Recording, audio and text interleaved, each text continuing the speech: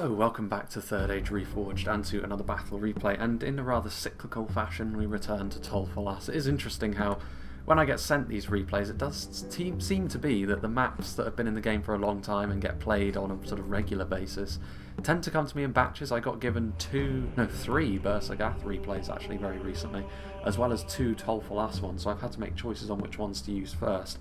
And of course the best way is to simply use the one that was given to me earliest, or if one has got a particularly interesting theme, then I will often push that one to the front as well. But yes, this one was sent to me by MSQ2. I know that Joran also sent me the other Tol Falas replay as well, but that one will be on the back burner for at least a couple more months yet, just to give a little bit of time for this map to breathe, so to speak.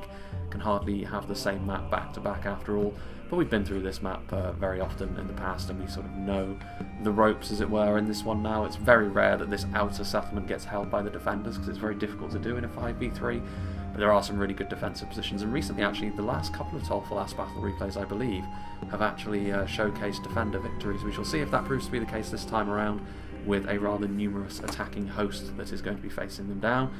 It is not I mean, to a certain extent, unless the player over here is, well, I mean, kind of. I mean, the hobbits are evil from a certain point of view, I suppose. You know, being the drugs pushers on the rest of Middle-earth that they are. But we are going to be seeing a largely evil attack that is going to be descending upon some elder races, as it were. And we'll start off with Numenor. Numenor, of course, can fill the role of good or evil, depending upon what time exactly in their history we're talking about. Bard the Bone is going to be playing as them. Several units of Numenorian cohort and shield guard is not too surprising to see. When you're on the attack, when you're on this team that has 5, you're going to have to take a bit of a hit in terms of your overall numbers, but Numenor are never really going to be playing to their strengths. If you go for a more numbers-focused approach, you really want to be getting some of that Numenorian quality. They're going to be very capable as well of trading blows and doing damage to the very high quality defenders we're going to see in the shape of the very deadly elves of Lindon and the very solid dwarves of Khazad-Dum, who make up 2 of the defenders. Meanwhile, the Belagaya footmen do help to pad out their army slightly. This isn't the kind of unit you want to depend upon entirely when you have a faction like Numenor at your disposal, but having this to pad out your line and also just to give it a decently solid unit of infantry which can help absorb punishment is going to be useful. And if push comes to shove, they are a unit of spears as well, so you can use them to ward off any cavalry sally-outs. Farazim Swordmasters are of course a terrifying unit of infantry to behold in melee, with that 3rd hit point they have and the extremely high damage that heavy swordsmen like this are capable of doing if they get put into the right engagement and they're not being focused down from afar. Got some Seafarers of Nindamos here. Obviously they don't have too much in the way of ammunition, but their ammunition is still deadly enough, and then they can join the fray in melee as well as medium axe infantry. Numenorian steel bows, if they get used at the right time, they can be useful, but we've seen in the past that their ammunition supply being as low as it is means that they are somewhat limited at range. They can also chip in melee, but they're not going to be as strong, of course, as the infantry variants of this armour style of unit. We've got some Belagaya archers and some Naru Naru Royal Guard as well, so for some good skirmishing potential here from the Belagaya archers, and then the very solid unit of Naru Naru as well. So pretty standard fare for Numenor, going in for a little bit more of their quality as maybe you would expect. Then we have Fia Smithy, who is playing as Isengard, a very well-rounded faction as we've seen in the past when it comes to siege battles such as this. Nazkai, very, very deadly, will be very useful against the Dwarven defenders in particular. We also have some Dunlending clansmen and some Uruk-hai raiders, so some lower end units here at the front and to the side of their main line, which is of course made up of the classic combination of Uruk-hai heavy infantry and the Uruk-hai pikemen to really anchor things in place. They can be really useful actually in the later game, but if you do want to commit them earlier as well, Isengard have got the survivability to fill that role as well. Very versatile, but they maybe lack some of the really high-end quality that Numenor of course has, but still in this sort of situation this balanced approach I think can add a lot to an attack. Uruk-hai crossbows, there are positions where the defenders, if they're not careful, can position themselves in just such a way where attacking skirmishers can hit them quite nicely. If you do that with crossbows, that can be an absolutely fatal error because of the stopping power that crossbows possess. We have some Trolls of the White Hand. I mean, when you're talking about elves and dwarves making up some of the defenders, Trolls really do need to be quite careful about when they're committed, because the level of quality they're going into means they can be burnt down pretty quickly. But if they're committed against the right things, they can end up doing a lot of damage. Those Lindon pike lines would be a very juicy target for them indeed, and the Lurtz hunting pack with their body piercing projectiles of course. I keep mentioning it, but when the new patch does eventually drop, Rangers will be losing that body piercing, but it seems like it's been in the game forever at this point. Then we have MG Steelbow playing as Mordor, got some Orc fodder on the front line, plenty of them, looks like a couple of units. Of course they can be committed freely, they are spears as well, so they do have a little bit of extra utility should that be necessary. We also have some Morannon infantry just in behind, so going for some numbers to help back that up. Troll Catapult, Olag High, plenty of quality here in the middle, the very solid Minas Morgul's chosen. Uruk Captains, Nazgul, 2 units of the Blackguard. If they're committed at the right time, they can be such a difficult thing to stop once they get rolling. And yeah, I mean against lightweight factions like Lindon as well, there is a real opportunity for a unit like this to be utilised to their fullest. Some Morannon Halberds, they may not be a unit of pikes, Mordor don't really have access to that sort of unit, but they are still a phalanx unit, and the armour piercing is certainly nothing to be sniffed at either. And some Sauron's Will, just to add a little bit more armour piercing and a more traditional shock infantry unit. Now then, moving over here, we have the Candish Host, played by Ricky Beagle. He's got a couple of units of Nomadic Warriors, cheap javelins, always useful. A little bit surprised not to see the Orc javelins from Mordor, to be honest with you. Plenty of Nurad footmen and Nurad halberds as well. A really good front line, this. Really good shield value on the Nurad footmen with those very large wicker shields that they have, and obviously the overall armour piercing core is also going to be quite handy. They do lack a little bit in terms of melee defense. If they're going up against a faction which isn't reliant on armour, they're not quite as efficient as they would otherwise be, so Lindon would actually be a pretty good counter to them in melee. Nomadic Warriors are over here, so some numerous units. Variag Warriors as well, unit of basic heavy swordsmen. Plenty of Brotherhood units as well, the defensive Brotherhood of the Spear, the aggressive Brotherhood of the Axe, and the more defensive again actually, Brotherhood of the Sword. They may lack a shield, but in melee, their melee defense is extremely high. Nurad Stormguard, a fantastic unit of armour-piercing polearms. Got some Variag Bowmen to help do some damage at range. Variag Horse Archers are here. We actually saw very recently the merits actually of attacking forces having some cavalry archers, provided they used well, but that was maybe a little bit of an outlier. Edoras is going to be a little bit more of an... Actually, no, I think Edoras... Yes, that was the very last battle based on... I'm getting mixed up about when I plan to release all of these. But yes, the Variag Horse Archers going to be a little bit more difficult to use on this map than the Rohirric ones were on Edoras. And then Brotherhood of the Wayne. If they get used at the correct time, they could batter through the defensive lines, but chariots are one of those things. They can either be extremely effective or they can be a bit of a waste.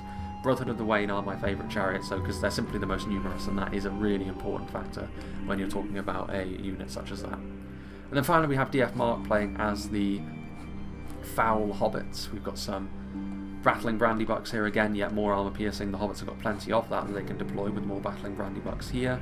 There's going to be a lot of hidden units as well, plenty of hidden skirmishers, of course, Longbottom Mob, Tookish Hunters, Banderbrass Archers, and the like. Again, a unit of cavalry, but the Hobbits don't have too much to spend their money on at the very high end. So Bjornings do make a certain amount of sense here, because in the late game a unit of cavalry like this can really find some gaps and make the defenders' lives a bit of a misery. Proudfoot Protectors are of course a fantastic unit to have because of those crossbow bolts and being pikes in melee, and the Ents, very much the same sort of thing with them as with the Trolls that we saw earlier. Now, the one faction which you couldn't really say is a good faction, morally speaking anyway, in Middle-earth is Umbar, but I mean, to be fair, if you switched Umbar and Numenor around, you'd have what you wanted, so it is what it is. Warlords of Umbar and Alcarondas Faithful, that is a significant cavalry force in terms of investment. I mean, they're both knight-class units, they're both multiple HP, both bodyguard standard.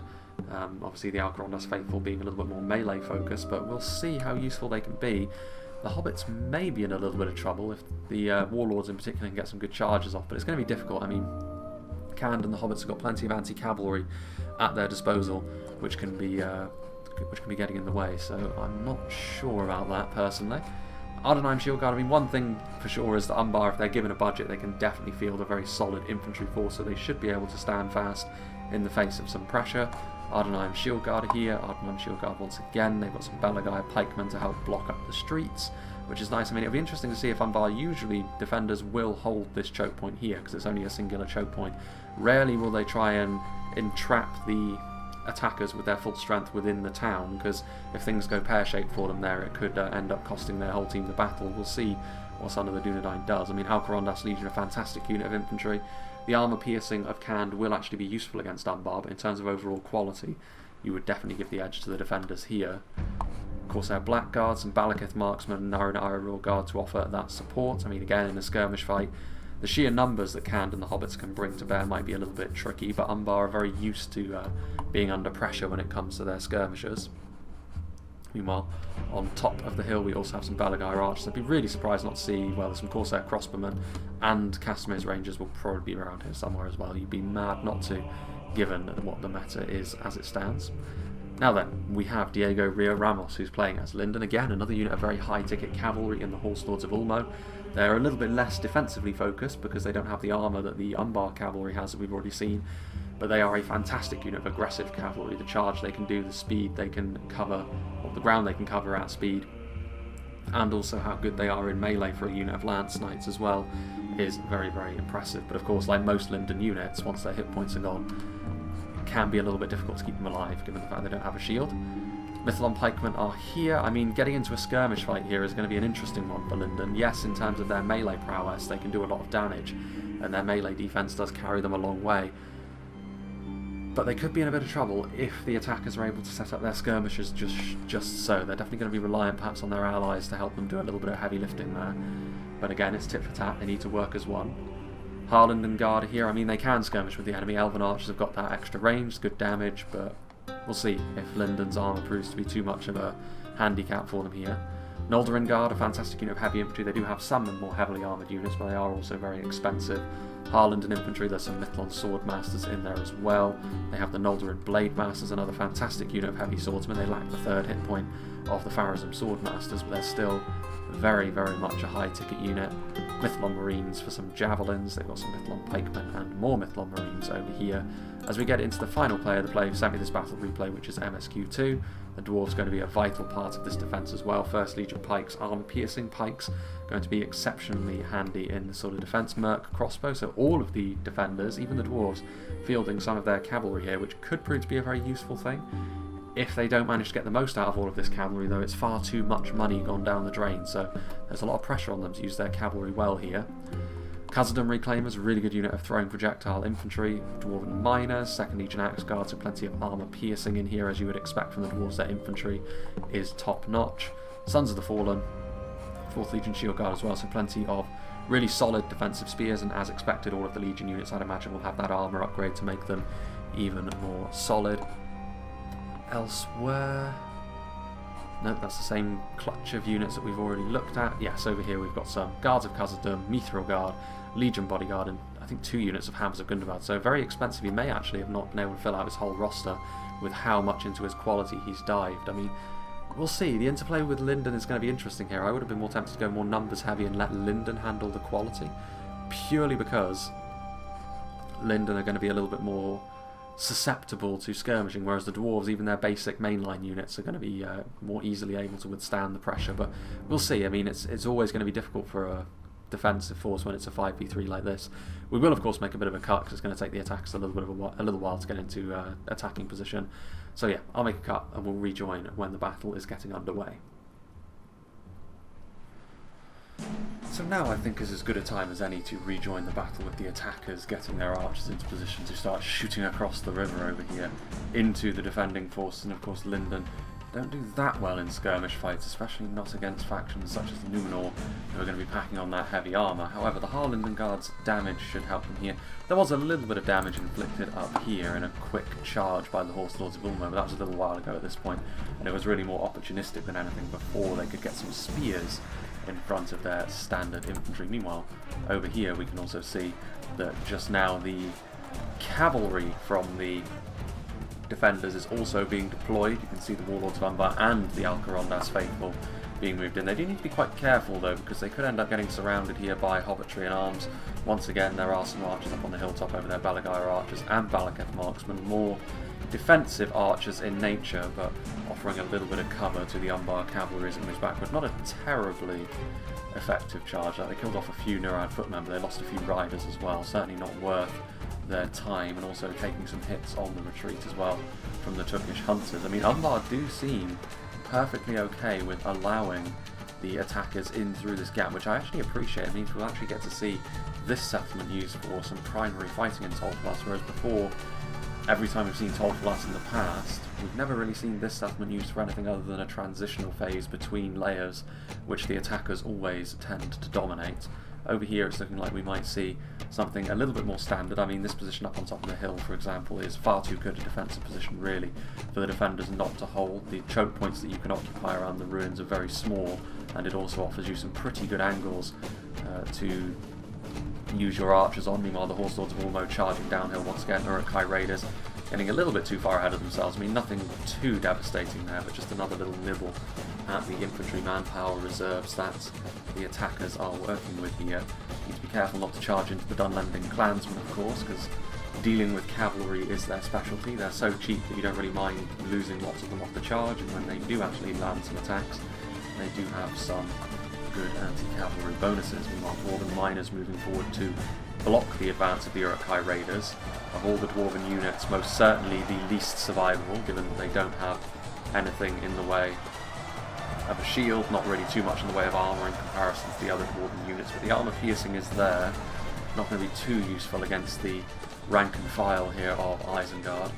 It's only when you get into the genuine infantry units that may prove to be a problem, but being backed up by Mithlon pikemen like this is going to mean that Isengard aren't really going to be able to force their way through like this. They're going to need to get some high mass units in here maybe. Mordor taking the other route, but again they're going to be blocked off by Dwarven miners. On this side though, being backed up by 4th Legion Shield Guard. Orc fodder are going to struggle mightily to do much in the way of damage to armour upgraded upper end Dwarven infantry. Well, looks like the trading of fire across the bridge has ceased for the time being. Balagyr archers not wanting to continue that. Umbar moving forward with some Naru Royal Guard. I'm a little bit surprised actually that Khan and the Hobbits are not moving forward a little bit more quickly, all things considered. The Naru Royal Guard are going to move forward over here. I mean, trading back and forth with the Turkish hunters, this is something which the Naru will dominate, but there is also the question mark over whether this is actually all that worthwhile. They should probably be in loose formation as well. All of these units over here, Turkish hunters and hobbitry and arms, relatively easy to kill off with arrow fire, but is it really worthwhile?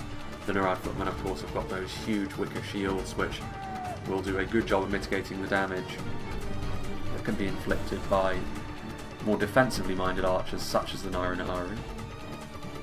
Further back, some more Nomadic Warriors. So they have got some infantry here on the front. I mean, again, this cavalry is going to get in the way of one another, I can't help but feel like. And I mean, they could charge in based on the fact they're in loose formation. The hobbitry maybe wouldn't be able to mitigate much of that damage as much as they would like to, but I'm not really sure about the thought process. I mean, at least the Warlords of Umbar are in front.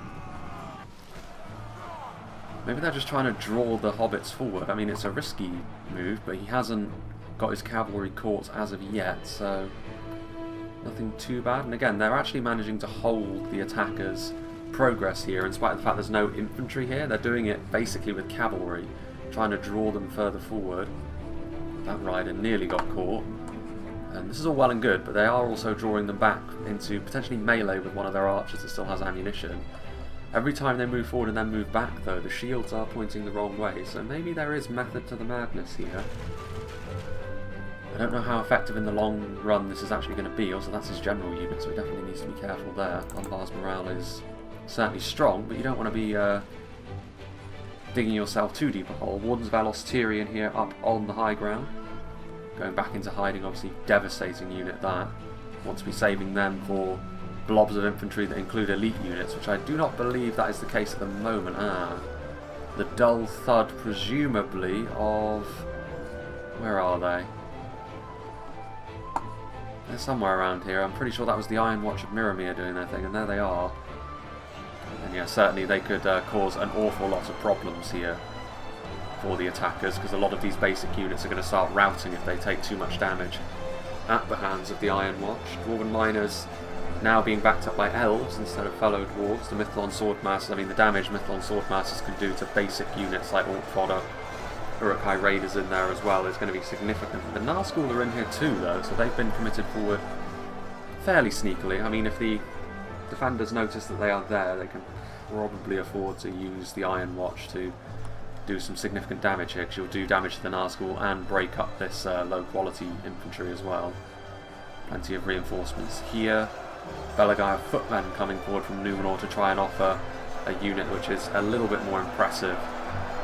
That Numenorian cohort in there, it is. They've taken an awful lot of damage very quickly.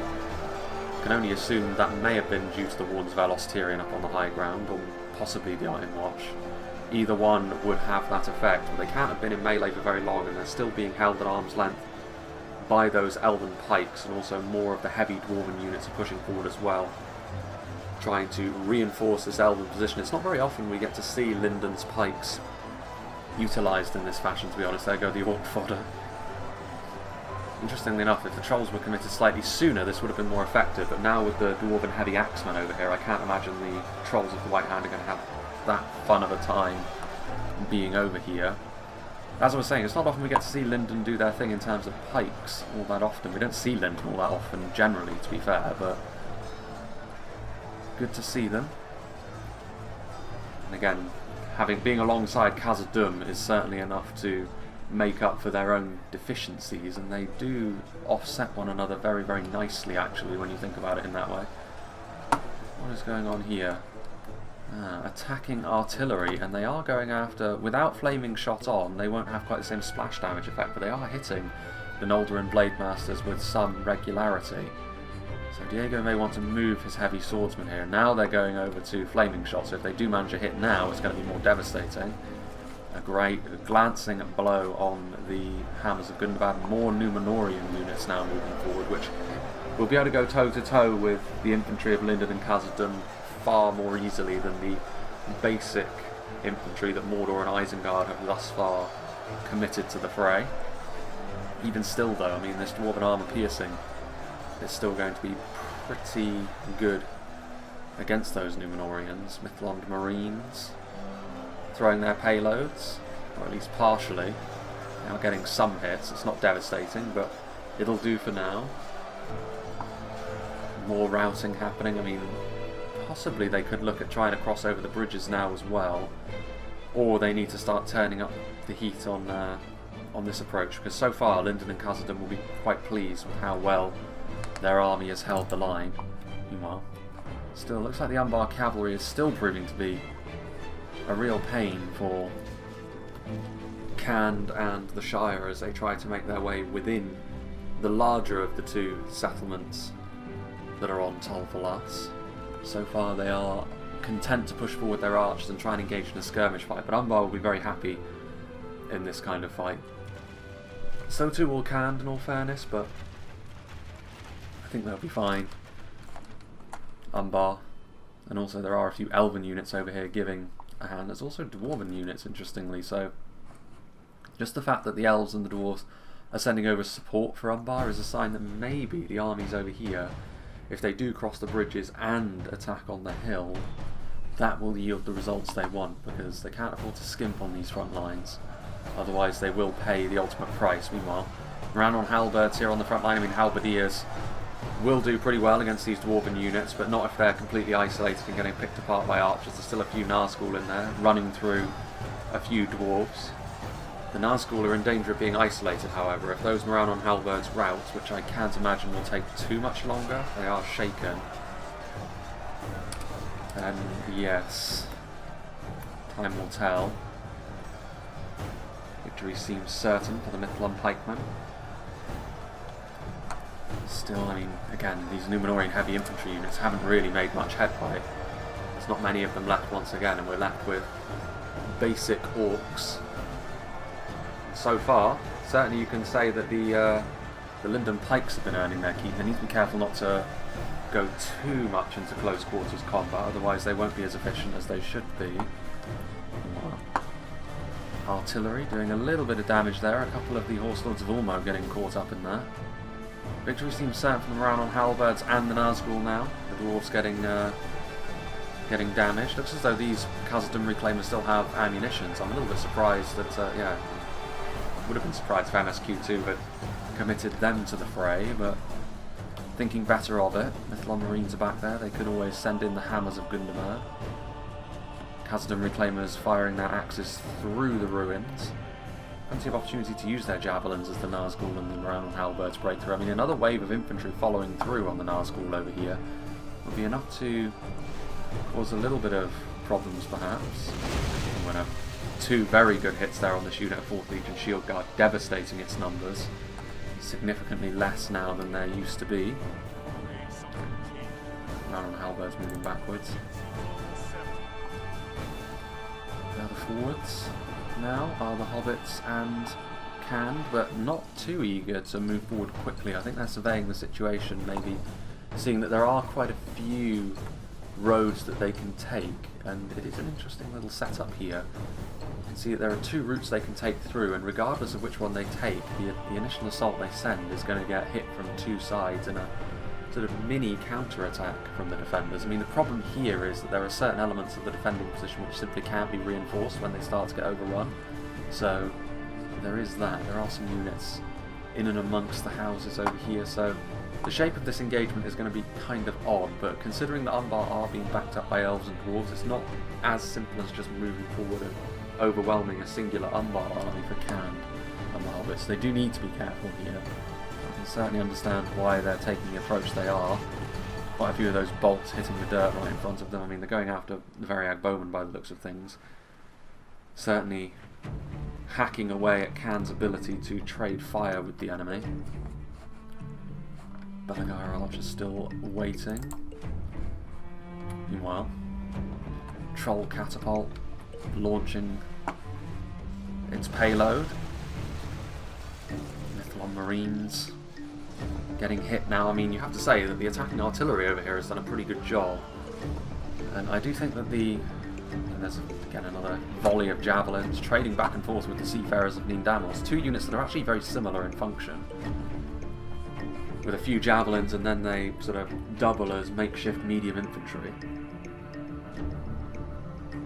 But when you're trading in terms of equal equivalent units, the attackers will always be happier with that than the defenders. As much as the attackers have taken losses over here, I don't think it's been anything too concerning. They are crossing the bridges now as well, which I'd like to see. This is something we don't see often enough on Tolflas, I think. I know that the bridges can be annoying to use, but pressurising multiple angles is important, and MG Steelbow taking matters into his own hands here. A couple of units of Minas Morgul Chosen and a unit of Moranal Infantry crossing the bridges, putting some pressure on the ranks of Lindon that are down here. They do have the ability to respond to this fairly easily, of course, and the key here as to whether this is going to be worth it or not is if Mordor send reinforcements after this initial first wave. How much? I mean, yeah, I think, to be fair, Mordor have got enough back there that they can send forward more reinforcements, as have Numenor. Whatever happened to Isengard? What's the rest of Isengard's army doing? Surely they haven't lost that much. Have they? Maybe they have. Maybe they've been the ones to be the fall guys here in trying to claim the hill. More Numenorians on the way forward. A small counter-attack from 2nd Legion Axguard. They're going to be completely overrun, however, by the Numenorian heavy infantry that's on the way forward. I mean, there's a little bit of... With the Mordor forces down there, I mean, they are going to be in danger of getting charged by the Horse Lords of Ulmo, but I think the defenders need to defend from the front a little bit more, maybe reinforce their front lines over here with Numenor turning up the heat a bit more, sending forward more of their heavy infantry. Yeah, this is going to be a bit of a problem for Mordor. I mean, if they can get their other unit of Minas Morgul Chosen across the bridge, so that they can try and block off this charging from the Horse Lords of Ulmo, rather than allowing them to freely demolish this unit of Moranal infantry.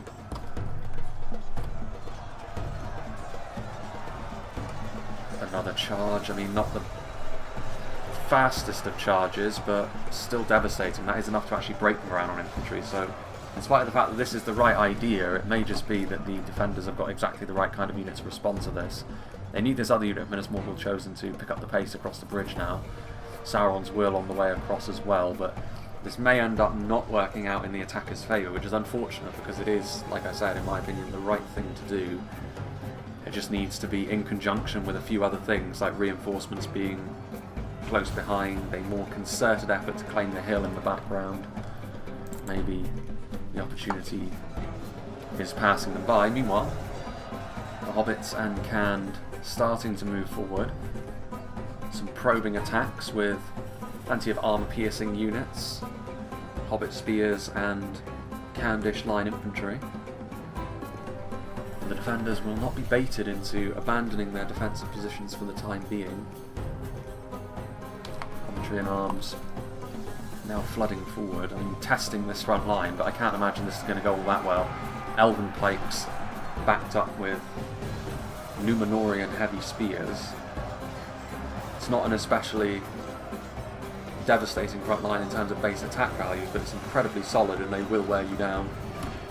And Elven pikes are still going to be better at dealing damage than other kinds of pikemen, and you've still got the small matter of this cavalry. You need to get some of those hobbit spears to block the continued charges of the cavalry as they move through the back gardens here of the residents of Tol Valas. They do have some better spears moving forward as well. Brotherhood of the Spear, as we've seen several times in the past, a very solid unit of Khandish infantry. As they move forwards as well. More units on the way. Nomadic Warriors, more basic. Farmers of Buckland, devastating actually in terms of armor-piercing damage, but their very high charge value is going to be more difficult to use in confined spaces like this. Bit of back and forth between the Variag Bowmen and the archers from Umbar, but once again we're seeing the Royal Guard and their extremely high armour values coming into play. Of course, their fences revealing themselves. Their projectiles could be exactly the sort of thing to help wear down the Brotherhood of the Spear pretty quickly, but again, a good combination here of heavy Umbar infantry, and this time in the shape of the Alcaron-Vest Legion, being backed up by the Elven pikes.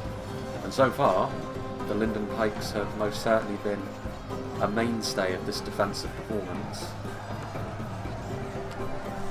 Further back, Nomadic Warriors following them in, but more basic Khandish units, of course, suffer a little bit with their morale, and they are in a little bit of danger here. The attackers, time and again, have advanced into positions where their morale has been very suspect, and too much of the attacking army is back here, too far away from being able to reinforce, and actually allowing them into the settlement here could be a really good idea. They can get some rear shots maybe with the Corsair crossbows and Castamir's Rangers that are both hidden there, so it could end up being a real bloodbath. Meanwhile over here, Minas Morgul Chosen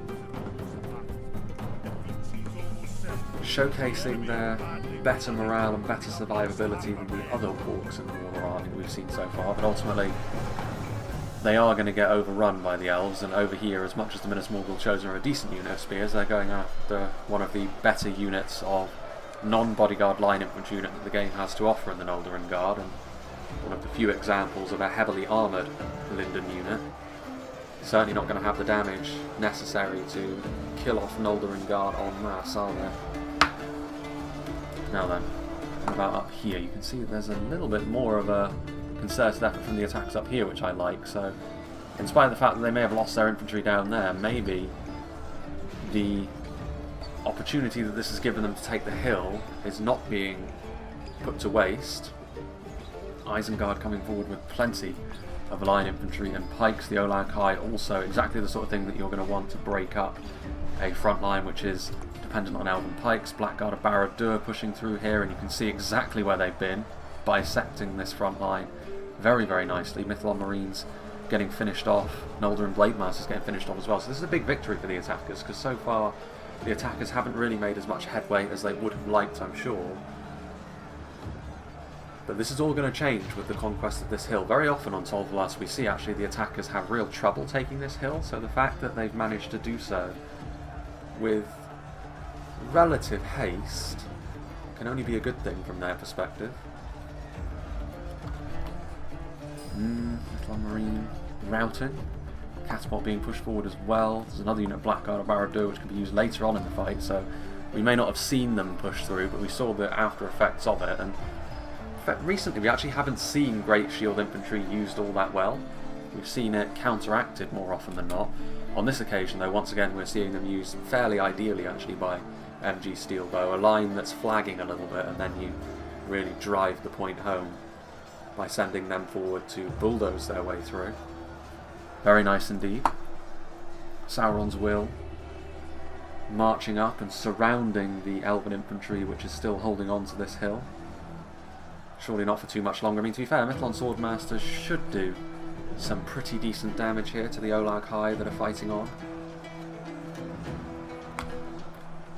Further afield, Horse Lords of Ulmo still making a nuisance of themselves, but they need to be a little bit more careful now as well, perhaps. Mercenary Crossbowmen getting into position to do some good damage to the attackers. This is going to be a key moment as well. The defenders may well be on the back foot now in terms of melee fighting, but if you can utilise high damage skirmishers like the mercenary crossbowmen to do heavy damage to the attackers as they do so, this is going to pay dividends later on, and the attackers may find themselves running out of steam and wondering why that's the case.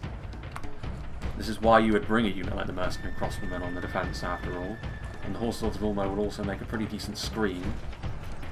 For Lindon archers may be out of ammunition, so just being used as a blocking unit for the mercenary crossbowmen as the projectiles come in. They are mounted, not archer, but mounted skirmisher, so the numbers mean they're not going to do quite the same level of damage as quickly as unmounted crossbows, simply because of the size of the unit, but they will get there, and mercenary crossbowmen can be a surprisingly vicious unit, although this is a little bit of a misplay, allowing the Olag High to get in here. This is where the fragility of the mercenary crossbowmen is going to be exposed a little bit. The last thing you want for your cavalry is to be in sustained melee with Olag High, but one thing that you can do to them is try and skewer them. I'm actually a little bit surprised only one of them died there. It's a testament to how solid the Olag High actually are.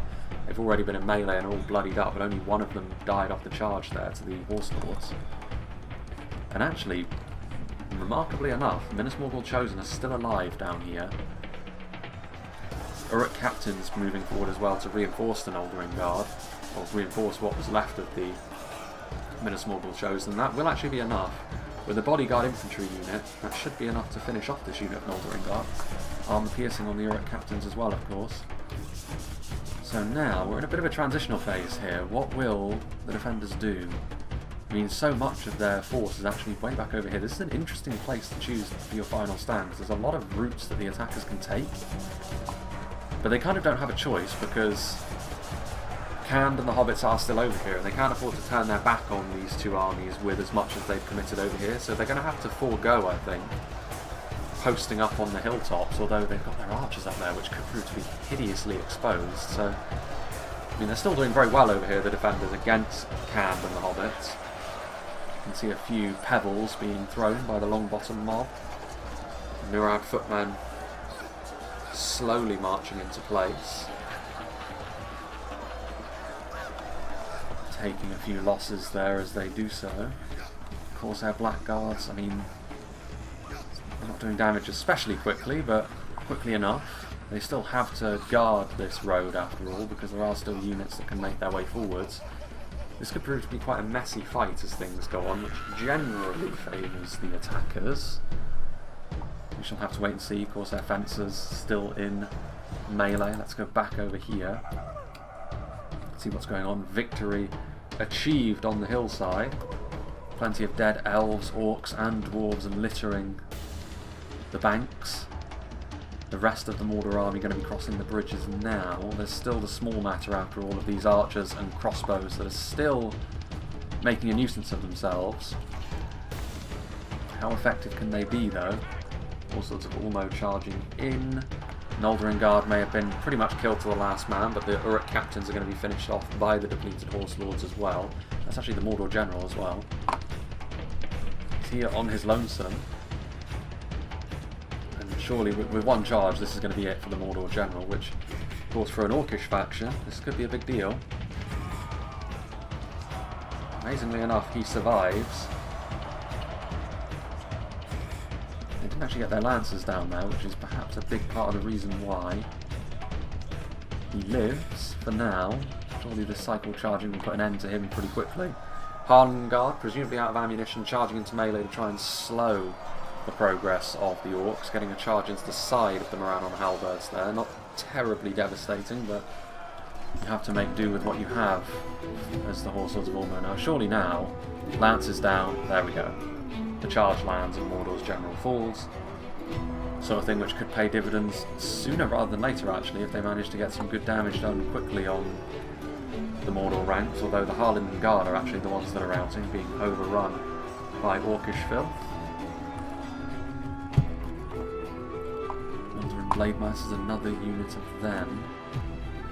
Legion Bodyguard on their way over as well. They need to defend this hilltop because this is where some of the Umbar skirmishers still are, and they're in a good position to continue shooting into the Khand Hobbit axis. really afford to lose this many units, especially not something like Castamir's Rangers, for no good reason. Forward comes some Brotherhood of the Sword, and they're also marching alongside the very scary Nurad Storm Guard. And this is all well and good, but you can pass through these alleyways. Looks a little bit goofy because you can also pass through the buildings, but it makes sense that you'd be able to go between the buildings at the very least, so at least it's not a case of marching through solid concrete as it can be. Again, this is something that we've never really seen on Tolflas, because we've never really seen this part of the settlement defended as earnestly as this. Like I've said, it's really, in the past, been a case of just running through this area to get to one of the various hilltop last stands that the defenders can choose from in this little quarter of the map. But on this occasion we're actually seeing street combat, urban warfare at its finest. Elven infantry, Lindon infantry of course. Brotherhood of the Sword are a very strong unit, but they do appear to be being overwhelmed by the, again, this time it's a combination of Umbar pikes alongside Elven infantry. These two lines are going to be fine for the time being. This little attack round the side has been utterly vanquished, so I have to say the defenders have done pretty well at dealing with the Hobbits in Can, but the Hobbits in Can still have units that they can commit forward. They haven't gone all in, which, I mean, that's a big symptom of a big reason why they haven't been able to really gain as much ground as they otherwise would have. But it does mean they have more left in reserve to join up with their allies when they arrive and try and catch the enemy between them within the streets. Yeah, they're going to be moving up here. I mean, Corsair crossbow trying to get down. This could be a big reason. If the attackers do go on to win, some of the Dunedain skirmishers that are all basically marooned up on this hill, it could be a big reason why. I think these Corsair crossbows are out of ammunition, given the fact they've already got their little harpoons out in melee, so they're going to try and block Isengard's transit up the hill, but not sure how long that's going to last.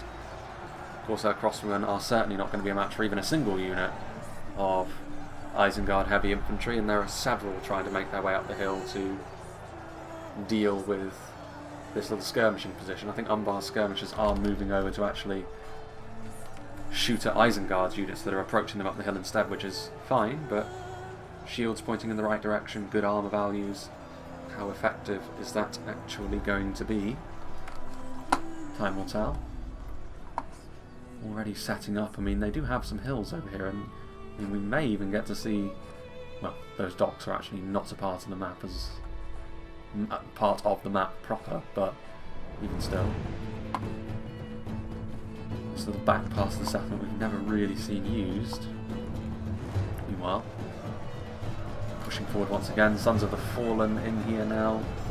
Again, the Brotherhood of the Sword are holding up pretty well in melee, given that they are getting, alongside their Nurad halberds, overrun, but the overall outcome of this little patch of resistance is clear for all to see.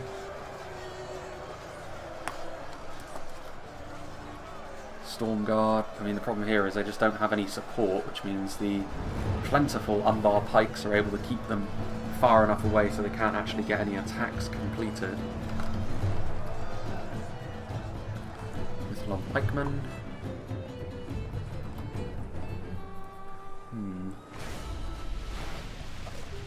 Yes, Turkish hunters continuing to try and get a little bit of damage done by shooting into the settlement, but I don't know how effective this is really going to be because they've got to go over certain targets.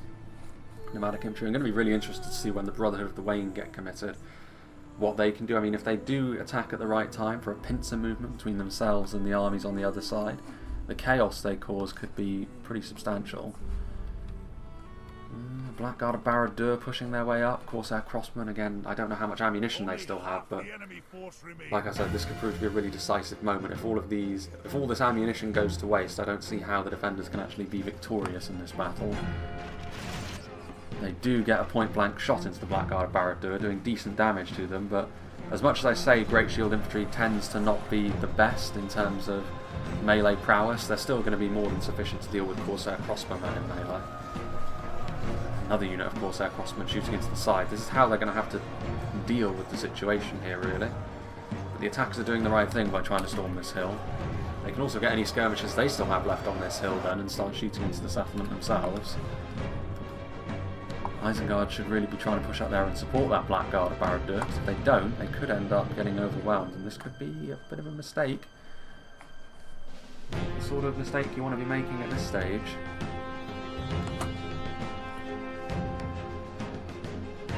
Castamir's Range is going to shoot to the side. Yeah, this is why you want to get other units in up here, because you could stop the Castamir's Rangers from doing this. Of course, the Blackguard are going to see this and immediately try to counteract them by engaging them in melee. And now they're going to run. Such is the way of things. Bit of a counter-attack here from the Umbar cavalry as well. Yeah, Hobbitry and arms moving forward, but able to run down the Turkish hunters, so still Khand and the Hobbits struggling a lot more to gain traction than their allies. Their allies are also dragging their heels a little bit at this point. I mean, Umbar are down here with their crossbows, but Isengard, Numenor and Mordor, even though they've taken damage, they really should be showing a little bit more urgency to come to the aid of their allies, because so far they haven't put the necessary pressure on the defenders. This could be such a chaotic defence to keep track of, but so far I think the defenders have... I mean, I don't know whether it's just confusion from the attackers. They don't want to move into this area because they feel as though they could find themselves entrapped, but it was risky for the defenders to come down here, but so far I think it is actually paying off. Brotherhood of the Wain, with their crossbows of course, could prove to still be devastating to what remains of the Umbar cavalry, and if they stay in melee with the Hobbitry and arms as well, that will only be more of a problem. Elsewhere, Alcarondas faithful. Set fences in here as well. Blackguards. Some mercenary crossmen. I mean, there's units way back over here as well. They've got a lot of units here which are just sort of sat around doing nothing. Most of them from Isengard. Uruk-hai crossbowmen trying to move forward, maybe getting in position to support, but a few elven swordsmen are going to be enough here to block them from doing so. It's a few clear projectiles. That Lurtz hunting pack it is.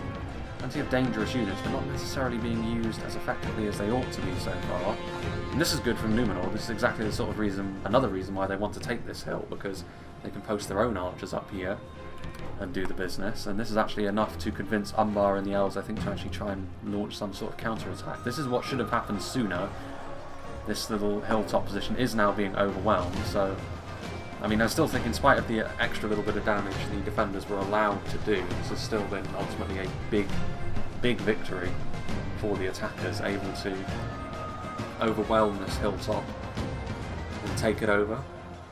And like I said, as much as the defenders have done pretty well in an unorthodox kind of way so far, I don't know whether that can continue with situations like this occurring on the battlefield. Sauron's will, victory seems certain. Further down, Balagai pikemen marching forwards.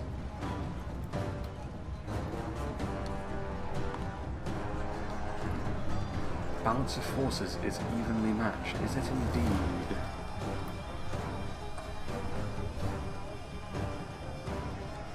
Warlords of Umbar trying to get in and around. I mean, they're not going to be able to get a charge off here. They're just going to sort of march in. I mean, yes, Uruk-hai crossbows are not the best melee combatants that could be being committed here.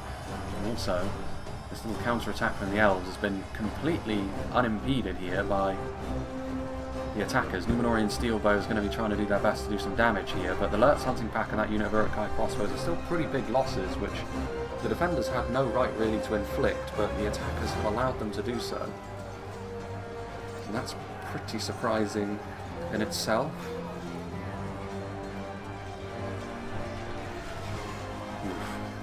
It's pretty vicious.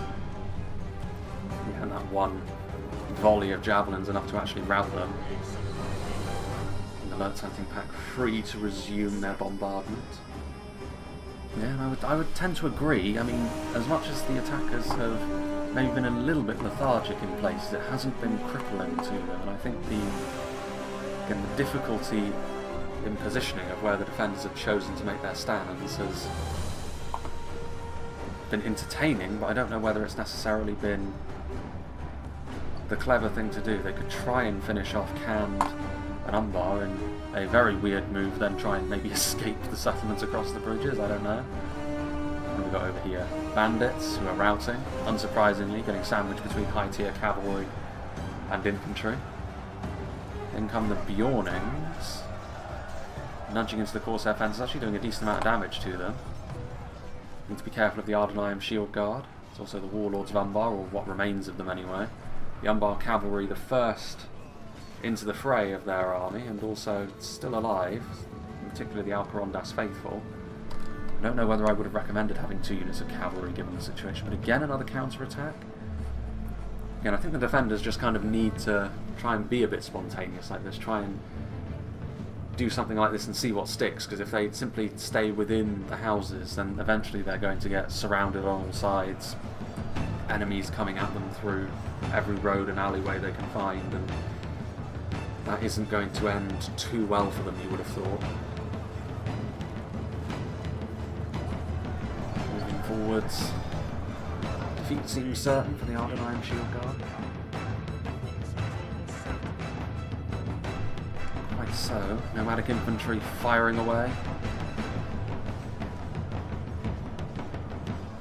Crossbows doing their thing.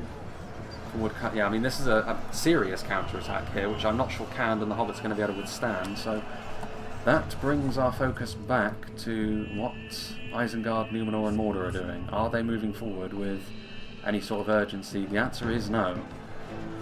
And again, still this unit of poor crossbows has been basically hung out to dry, being tasked with facing down elven heavy swordsmen. Hasn't really gone all that well for them.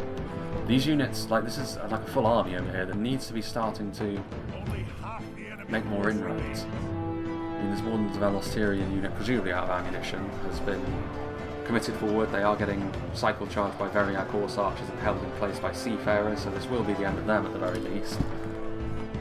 And with fast-moving cavalry, you can make any retreating process a little bit more awkward. I mean, Legion Bodyguard are here.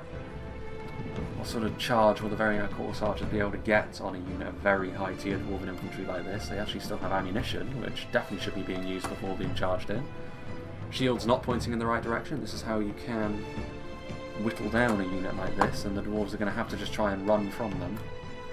These are the dwarven bodyguard units as well, which were kept far enough away from the rest that it may yet prove to be an issue. Noldorin Guard, 1st Legion Pikes, plenty of elite units for the defenders that they still have left. And again, more urgency really does need to be shown by the attacks on the other side, because I mean, yes, the Hobbits and Khand can do some damage, but they are going to lose over here.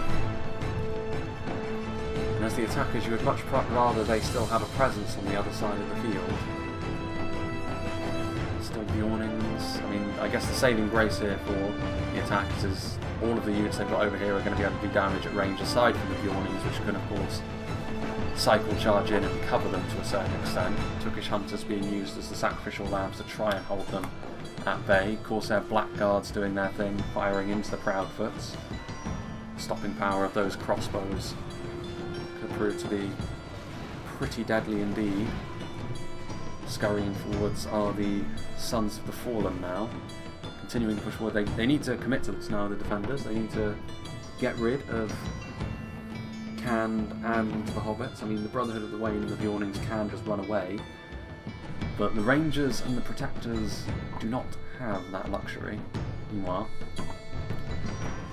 oof, this is going to be pretty brutal. Belagair Archers and Numenorian Steel Bows going after the Legion Bodyguard. So plenty of high-tier dwarves here have been killed off as they've tried to retreat, almost like a breadcrumb trail a la Hansel and Gretel that's been left of dead dwarves. Yeah, now obviously also even basic archers are going to be good enough to deal with the depleted mercenary crossbows that the dwarves are trying to use to cover their units as they try to regroup their army for one final effort, and that will be the last phase of the battle. I mean, the problem is here, like, with the attackers now holding this hilltop over here, they're going to be able to... They've only got one unit of archers up here, I think, which is maybe a bit of a saving grace in itself.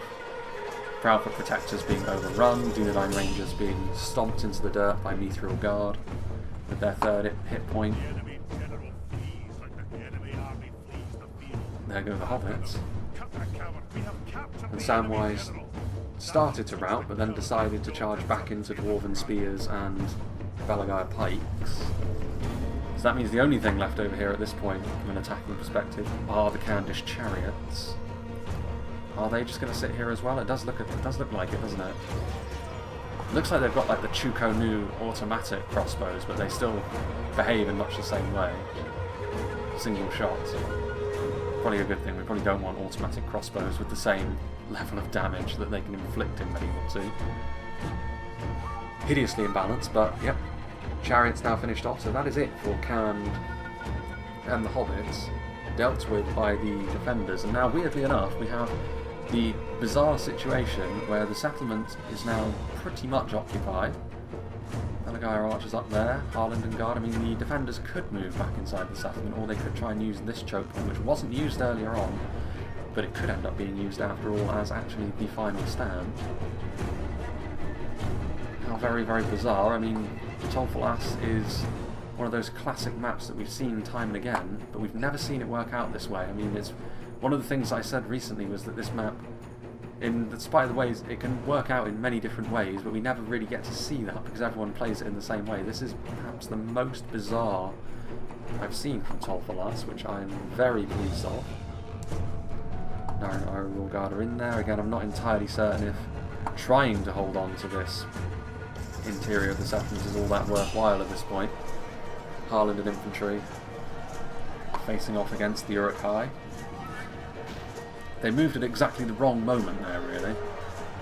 If they'd have moved sooner, then the pikes would have been able to maintain their formation, but as it is, the elves caught dragging their heels a little bit once again. Numenorians trying to wrap around the lines. Uruk-hai infantry.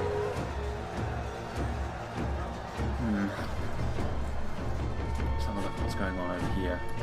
Variag Horse Archers trying to get in position to harass. I mean, actually this is a good point, Khand aren't completely done yet. They still have this unit of Variag Horse Archers that can help the cause, inflict a little bit of payback.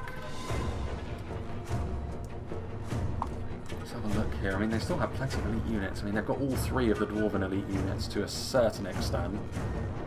Noldorin Blade Masters, First Legion Pikes are a good deal as well. Late game Pikes, we've always said, very, very effective, and the First Legion Pikes in particular, because of that armour piercing, are going to be extremely useful for dealing with all of the enemy infantry that remains. This is a bit of a loss though, losing another unit of Noldorin Guard and a unit of Mithlon Pikemen for no good reason really from Diego Rio Ramos' perspective, as we do march towards the final 10k frames, which coincides conveniently once again with the final phases of this fight. Variag Horse Archers just bulldozing their way through. They're going to try and go right the way around the map. I mean, finally all of those units over there are starting to make their way across as well. Snaga Skirmishers trying to use their javelins, but ballooning their shots way up into the air.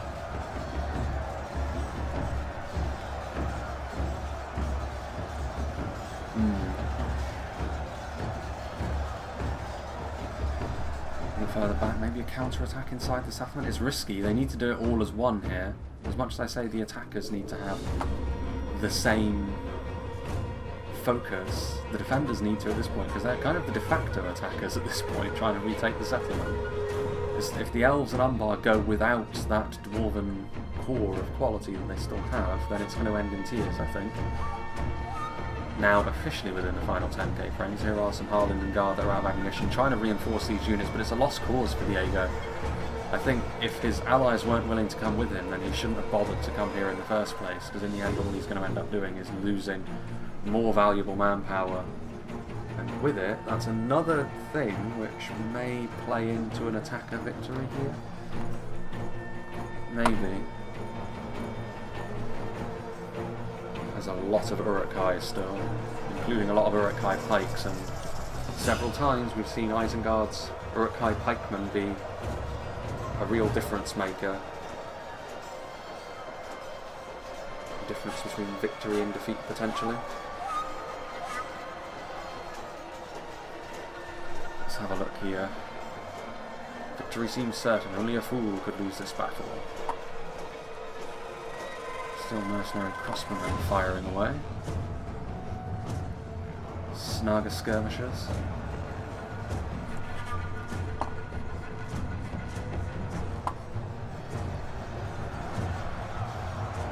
Some Lurtz hunting pack left alive, although I think they're out of ammunition now, but maybe they'll find actually more use as a melee unit. I think they need some of that multiple HP quality to go toe-to-toe with the dwarves. I mean, Nazkai are going to be fairly ideal for dealing with the dwarves, as well as this plentiful blob of pikes that they still have available to them. I mean, what are the defenders actually doing at this point? Again, Umbar, they're filtering in too much. Don't know what Umbar are planning on doing, don't know what the dwarves are planning on doing. Are they committing the cardinal sin of trying to maintain their elite units at the expense of their chance of victory? It's looking a little bit like that, isn't it?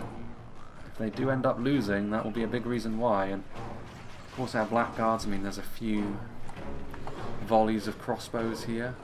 I mean, the one thing they have on their side here, the defenders, is the sheer quality of the units they have left. So the Khazad-Dum Swordmasters, though, that's another unit I didn't realise was still alive for Numenor. Belagair archers still have ammunition, still with a little bit of skirmishing support. Nomadic Marauders from Ricky Beagle, so still a few more Candish units actually than I gave credit for. Up on the hilltop now, the Verrier Course archers, maybe trying to gain a bit of a vantage point. Belagair pikes. Yes, and now the Isengard army starts to march its way forward. And it is almost a case of quantity versus quality at this point. But it's not as if the attackers are completely devoid of quality either. The kind of mistakes, say not mistakes, the kind of positioning that the defenders have engaged in would also suggest in a 5v3 that the attackers should win. The loss of a general is not exactly ideal. Javelin fire from the Nomadic Marauders targeting down the First Legion pikes as they should. And yet, in spite of all of these things, I'm still not convinced the attackers actually will go on to win this. But maybe that's because just the sheer level of quality that especially Khazad-Dum still have left available to them. Noldorin Blade Masters helping to finish off some seafarers at Lindon that have overextended themselves a bit. I mean, there's still a lot of units over here as well for the attackers is the problem. I think it may be difficult. Guards of Khazad-Dum retreating from the front line as well. There's no sense really in trying to sort of preserve the lives of your elites at this point, MSQ.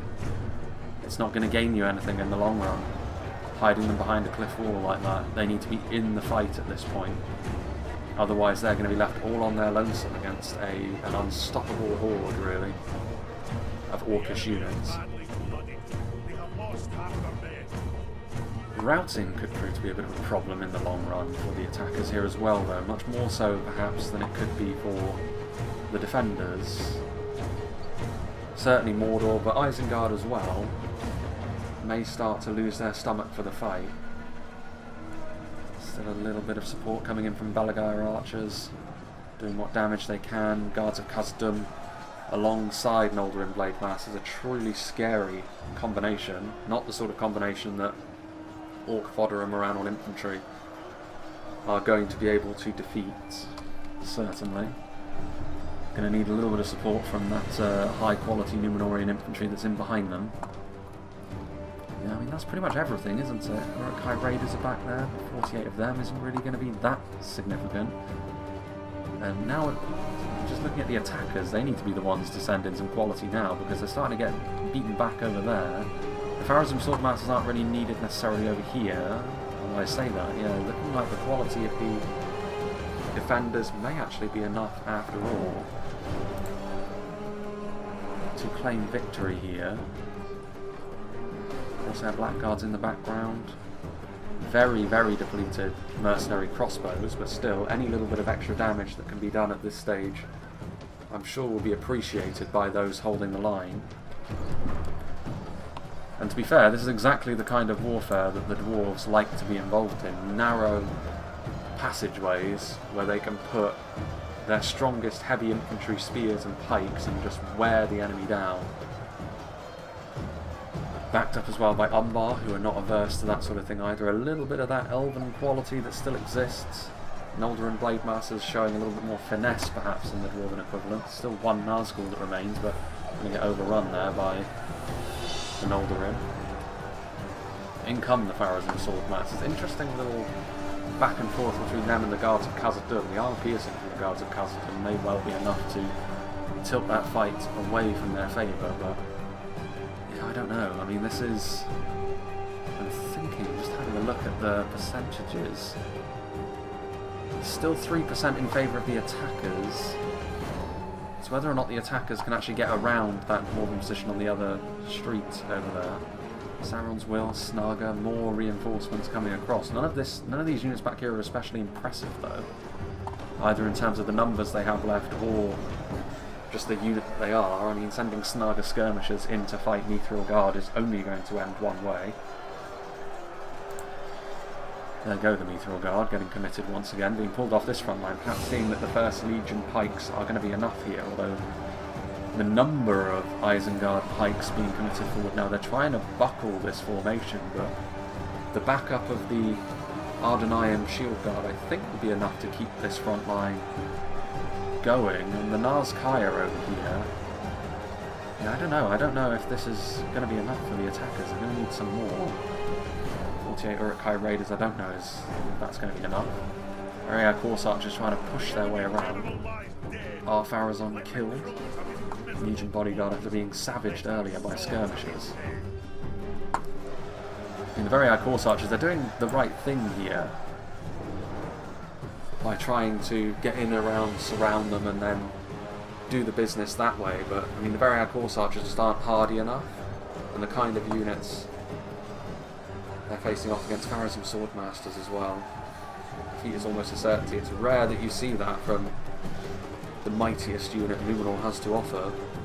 They're getting backed up by the very solid Naren Aro Royal Guard as well. But Mithril Guard, Guards of Khazad-Dum, Noldorin Blade Masters, albeit they're starting to fall away now as well. Taking the brunt of the Nazgul and those Horse Archers that ruined their formations. Still some... I think that was the last volley actually from the Balagar Archers, so now doubtless they'll be committed forward. The Sons of the Fallen may be overextending themselves a little bit and they will now be overrun and surrounded, but they'll buy a little bit more time. The Isengard general falls. Again, the loss of these generals, that's where morale shocks could start to play a big role. I mean, now you can see 25 morale on infantry. These are the kind of routes that the attackers can scarcely afford at this point. They need these numbers to be able to pull themselves over the line against the defenders. Lurt's Hunting Pack and Nazkai are still on this front line, but I think this is probably the best example of how strong the First Legion pikes really are. Plentiful Uruk-hai pikes backed up by Lurt's Hunting Pack and Nazkai. And as long as you have something to help them hold the line like the Ardenayim Shield Guard, earlier on as well, there were the Mithril Guard over here as well, to be fair, but armor-piercing pikes at this level. That's why I think they are the strongest unit of pikes in the game over the Karas Galadon's Guardians of Lothlorien, because the second hit point is nice, but ultimately, when a pike unit gets its formation buckled, the second hit point will make them survive a little bit longer, but that's pretty much the sum total of what you can expect, whereas this is a unit which will help you deal damage more quickly, which makes them a devastating unit of pikes to try and deal with, because if you get it wrong, your army's going to evaporate before them. Meanwhile, Pharazim Swordmasters starting to have a little bit more of an impact, perhaps. The Dwarven resistance over here is starting to be a little bit more limited. Balin does fall as well. I mean, the armour piercing of the Sauron's Will could yet also prove to be a little bit of a problem. There's Círdan. He will probably end up falling to one of those serrated axes. Not that one, however.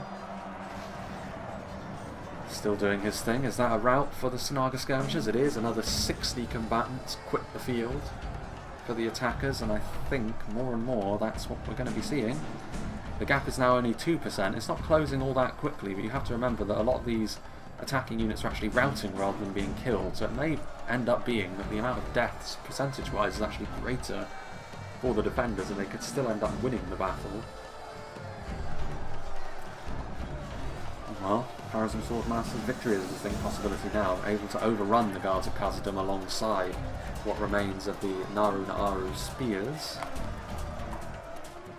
Back over yonder, do we have the Troll Catapult crew moving in? I mean, under normal circumstances, trolls are exactly what you need against... what is this? Is this one of the Nazgul? It is. He's still alive. The Umbar pikes are still in here, but I mean, like I said, under normal circumstances, trolls with their mass and their damage are what you want to deal with pikes. I mean, Troll Catapult crew obviously are the weakest of all trolls, but maybe this could be a difference maker. Here down falls. Nearby are the dead Ents, which were committed earlier and killed off very quickly. We didn't actually see the Ents even fall. We saw them on the way to the front line, and next time we looked they were all dead, so can't imagine they lasted too long in the face of the primarily Umbar defence at the time. Could still go either way this, but Troll Catapult victory is almost a certainty. They are having much more of an impact now that the Trolls are here on the 1st Legion pikes, and not many of the Umbar spears are actually left. Could end up routing these Umbar pikes too, and getting in amongst them with Nazkai would be pretty devastating. 14 of them only. This is going to be close, but maybe the committal of those trolls is the difference maker the attackers needed. Victory still seems certain for the Mithril Guard, even though they're wedged between Sauron's will and what remains of that unit of Pharos and Swordmasters. The Naaru Guard being finished off by a very depleted unit of Legion Bodyguard. These are the kind of margins we're dealing with at this point. 3 mercenary crossbows at this stage in the battle are actually a very significant thing. One well-placed bolt to kill a Pharos and Swordmaster could be something which snowballs into either victory or defeat. Final 2k frames. Nomadic Marauders still having ammunition in a unit of javelins of this size this late on. I mean, a well-placed volley here into the Mithril Guard is going to be pretty devastating. Basic javelins though they may be. We need to continue with that, but yes, Legion Bodyguard on their way over. Very close. Snaga skirmishers. The armour piercing on those 1st Legion pikes as well as the Umbar spears, looking like they will weather this storm over here. I think both of the little engagements actually are going to go the way of the defenders here, just. I mean, there's still a lot of these Nomadic Marauders, but they're pretty much the only thing that is left to the attackers over here, and that is not going to be enough to deal with Mithril Guard in any reality. Especially not with the odd crossbow bolt or two coming to their assistance.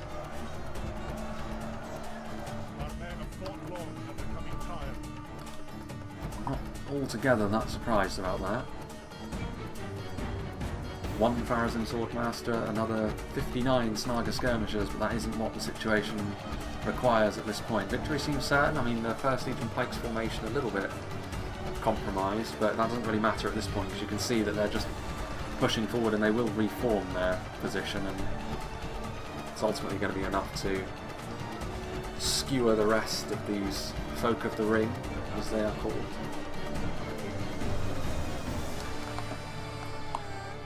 One Pharos and Swordmaster on the way. Yeah. Unsurprisingly, the Mithril Guard proved to be one of the MVPs of this battle. That 3rd hit point, it does go to show what a difference it makes, because, I mean, yes, there are Legion Bodyguards still alive, but compare it to the fate of the guards of Khazad-Dum, who have maybe more to offer in an attacking sense, but ultimately fell away more quickly than the Mithril Guard, and really nothing left of the elves at this point. It's mostly dwarves with the odd black Numenorian fighting alongside them.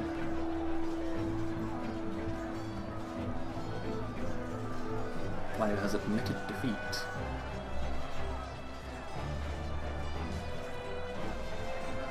And this is going to be the end of this battle, and as we have a look here, yeah, still, interestingly enough, I don't know whether that will end up being dead even. Only 1 left, so I doubt it. So yeah, we will actually see a situation where the defenders have taken more losses in terms of kills, but will still win because of routing. I don't know if you remember back in January I posted that video where routing was disabled, but this proves why routing is such an important mechanic for large scale battles like this, because gives the defenders another angle to approach things from. And there we go. Probably a little under 40 men left, men and dwarves that remain. And there we have it, a well-fought victory. Interesting to see that the elves actually got the most kills of all the defenders, despite being the only army of the defenders which was utterly destroyed in the end. But yeah, I think the defenders, it was an unorthodox way of approaching things, and in the end, I think the pace at which the attackers moved through the settlement, they didn't take advantage of the fact they took the hill pretty quickly. After that, it seemed like they almost stuttered a little bit, a little hesitation maybe, creeping in, and I think that was what ultimately allowed the defenders to continue onwards towards victory here, because there were several things the attackers did which were good actually. Most notably, of course, dealing with this skirmishing position at the top of this hill. I thought for the life of me there that following on from that we'd be going on to ultimately see an attacking victory, but in the end no, because the pace still from the rest of the army down here far too slow, and of course that came at the expense of the hobbits and Cant, who struggled significantly more so than their allies in this battle, and in the end very well played from the defenders, very very close, and we also got to see the benefits of high quality units here as well, especially when you, like the dwarves on the defence, if they can really dig in with the kind of units you've seen, Khazad-Dum in particular, because of their really good high end infantry centred around the 1st Legion pikes and Mithril Guard on this occasion. Really really good. And yeah, let's see what did the damage for Khazad-Dum, shall we? Yeah, Mithril Guard getting 300 kills, their longevity having a lot to do with that, because they stayed standing longer than stuff like the guards of Khazad-Dum, which actually that's maybe a little bit of a disappointing kill total for the guards, but considering they were going up against stuff like Naren Ira Royal Guard, Farazim Sword Masters and the like, those were at least high quality kills, so you can take that into account. Sons of the Fallen doing well, you know, I mean they are an expensive unit, but they are spears, so they're designed more for taking damage than giving it, but on this occasion doing quite well. Legion Bodyguard, of course, took a fair amount of damage as they tried to retreat, so getting 100 kills in the end is actually not too bad, and they were still alive by the end, of course. Mercenary Crossbows were a real thorn in the side of the attackers at all moments. They took damage, of course, as a unit this fragile is going to do, but still, they were used pretty well. Ironwatch maybe not as successful as, you know, a Khazad-Dum player would like in a situation like this, but maybe that's for the best, because the Ironwatch can be really devastating in a similar way to the Witches if they're used correctly, so it's one of those units which maybe be a little bit controversial. Speaking of which, I imagine the Elves' kill count has something to do with maybe effective use of the Wardens of Elos Tyrion, though we may never know that. 1st Legion Pikes getting 310 kills, I think that is actually the most amount of kills of any Khazad-Dum unit, it is. Again, proving their effectiveness, only really used late on, but they were the rock around which the defensive victory in the late game was built. Plenty of units getting over 100 kills in terms of their basics, which were more about the fight earlier on for the hill, which ultimately was lost, but still ended up getting a lot of kills regardless. 2nd Legion Axguard doing quite well. Khazad-Dum Reclaimers, fairly average performance from them, given the kind of unit that they are. One unit of mine is breaking 100 kills, which is not half bad either. So yeah, big thank you to MSQ2 for sending this replay in. Big thank you to all the players as well. Probably one of my favourite Tolfalas battles I've seen, to be honest with you, just based on how it went, how close it was, how unorthodox it was, how varied it was as well. You know, it wasn't just a case of 2 choke points fighting for 40k frames, which those battles can be a bit difficult to commentate on, to be honest. And Tolfalas does have the possibility of that being the case. 2 choke points initially, sort of filtering into 1. It's basically a more sprawling version, sort of a more complicated looking version of Edoras than it can turn into. It sort of lies to you, but this wasn't the case on this occasion, and this proves why Tolfalas always used to be one of my favourite maps, because this is the kind of battle that I always knew that could be spawned from it.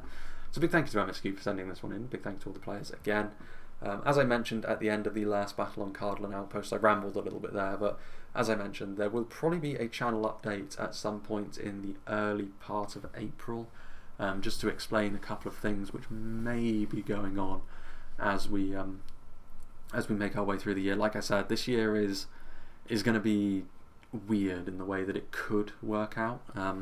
It's also, like I said, at least the immediate content on the channel is going to be something which is in discussion, and this is honestly part of the channel update is actually not going to be related to the things that are affecting myself, which will affect the channel. It's actually to do with Reforged as a mod itself, which may prove to be more of an immediate concern. But yeah, that's the sort of thing which can wait until that channel update. And then, like I said, towards the end of April, when I've got a bit of time off, the plan was always to then do a live stream Q&A again, just to maybe discuss the content of that channel update slash statement, and also a few other things as well. But that's something for next month. For now, it's just going to be a case of recording what I have. Like I said, I do believe the only thing I've got on my backlog at this point, if I go back far enough, is I do believe there was a Grey Havens map that I missed, because it was shortly after I posted the Grey Havens last. So I wanted to give it some time to breathe, but it got lost somewhere in the backlog. But it is there somewhere, so I'll try and dig it up, and that will likely be the very next battle that you see from Reforged. Following on from that will either be the channel update, or maybe another like smaller scale battle replay, maybe another one of those free-for-all style ones that have been around for the past month and a half, and then the channel update. I don't know. That's kind of the immediate future, and of course the further future will be a topic to be discussed in that channel update. So yeah, big thanks to all the players once again. Hope you enjoyed this, and I hope you'll join me for whatever is next.